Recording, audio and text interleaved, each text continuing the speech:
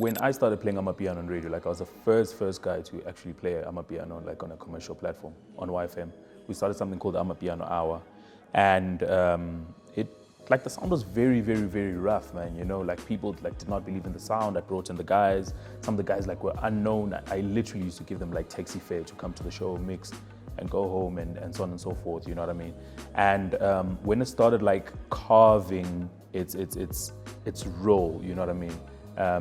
It started like becoming what I had experienced in Kwaito music in the early '90s. You know, and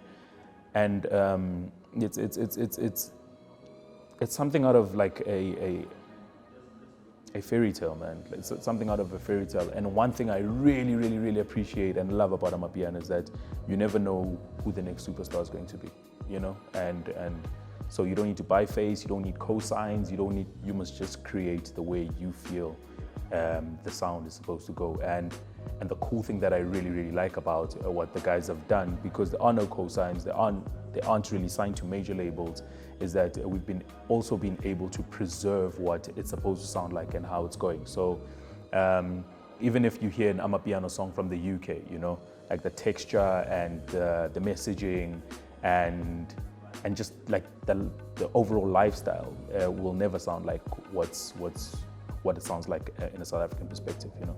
I'm in the studio right now working on some really good music.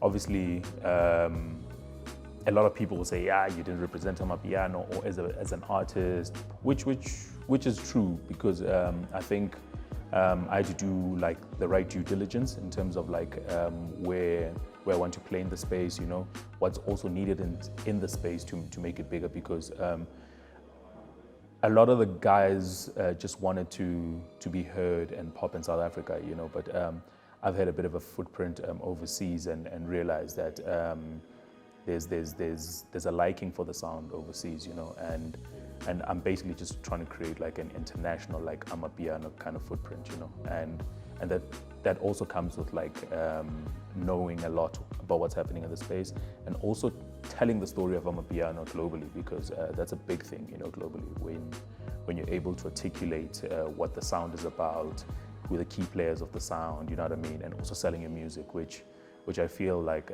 some of the guys still very rusty around, you know, like having like interviews and selling their music and selling their art and selling their brands. But we'll all get there, man. We'll all get there. I think everyone's got a role to play, you know.